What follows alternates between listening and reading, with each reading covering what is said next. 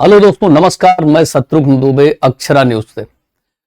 बीते दिनों दिल्ली में हुए ब्लास्ट के बारे में आज मैं आपसे चर्चा करूंगा। मैं पिछले एक हफ्ते से दिल्ली में ही था और जब ये ब्लास्ट हुआ लाल किले के पास, तो भी मैं लगभग आधे किलोमीटर की दूरी पर मौजूद था। तो ब्लास्ट के समय जो बातें वहां हुई, जो चश्मदीदों ने बताया, जो मीडिया रिपोर्ट्स आ रही हैं और जो सरकार के हवाले से बातें निकल कर आ रही हैं, उसके विश्लेषण से यही पता लगता है कि अभी सरकार भी ये तय नहीं कर पा रही है कि एक्चुअली ब्लास्ट के पीछे किसका हाथ है और ब्लास्ट किस तरीके का है। जो पैटर्न इसमें देखने को मिल रहा है, उस पैटर्न के बारे में भी सुरक्षा एजेंसियों ने या सरकार ने अभी कोई बेहतरीन या अभी कोई खुलासा नहीं किया है।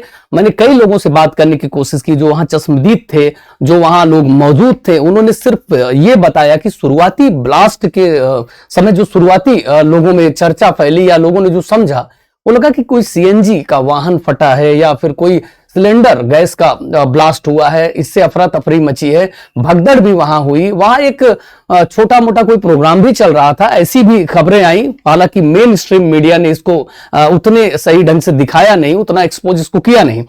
लेकिन सरकार के सामने अब तीन चीजें हैं जो जनता जानना चाहती है। पहला तो इस ब्लास्ट का नेचर क्या था, ये जो ब्लास्ट हुआ है किस तरीके का ब्लास्ट था, रिमोट ब्लास्ट था या पहले से उसमें बम मौजूद था या फिदाइन हमला था। ये सभी अभी केवल एक आकलन है, एक अनुमान है, कोई स्पष्ट इसका उत्तर सरकार नहीं दे पाई है।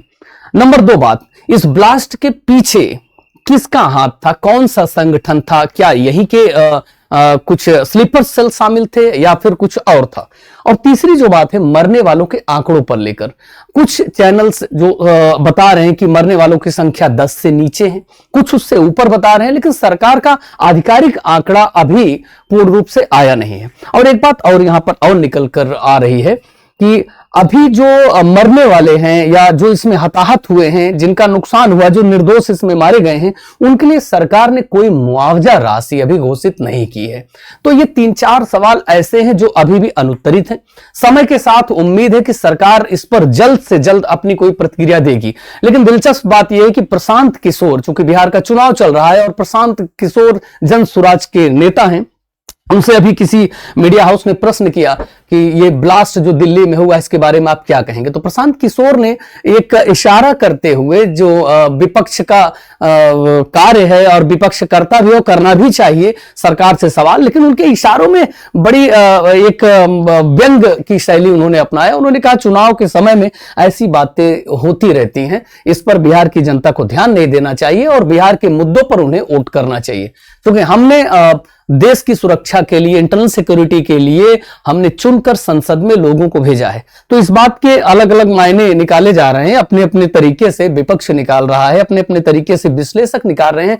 लेकिन हम आपको जो वहां पर चश्मदीदों के हवाले से बता रहे हैं वो यही है कि ये ब्लास्ट कोई मामूली ब्लास्ट नहीं था। सीएनजी का ब्लास्ट बिल्कुल नहीं लग रहा है। जिस तरीके से लोगों के परखच्चे उड़ गए हैं, मैं ब्लास्ट साइट पे भी गया था, मैंने देखा, क्योंकि वहां सुरक्षा कारणों से नजदीक तो नहीं जाने दिया गया, लेकिन मैंने देखा कि जो वहां की स्थिति है और जो वहां लोग मौजूद थे, उन्होंने जो बताया उनके लिहाज से कि ऐसा धमाका सिलेंडर का नहीं हो सकता, ऐसा धमाका सीएनजी का नहीं हो सकता।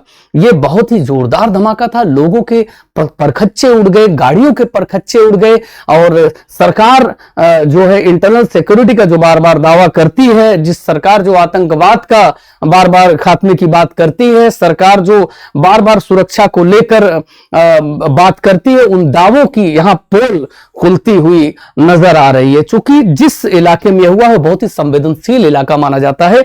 ऐसी ही वारदात कुछ दिनों पहले सरोजनी नगर मार्केट में हो चुकी है। सरकार ने उसे सबक लेके कुछ भी अगर किया होता तो ये ब्लास्ट टाला जा सकता था।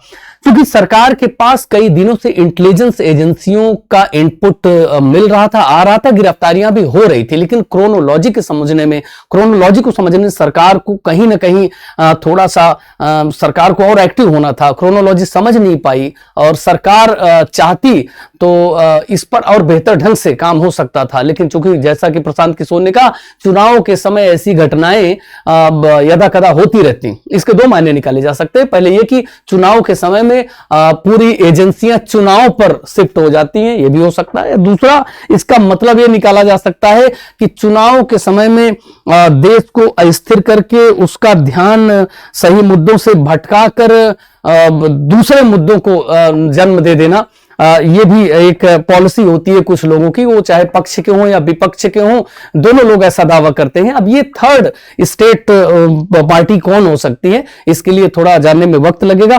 फिलहाल मैं और अपडेट लेके आप लोगों के सामने आता रहूंगा। नमस्कार, धन्यवाद।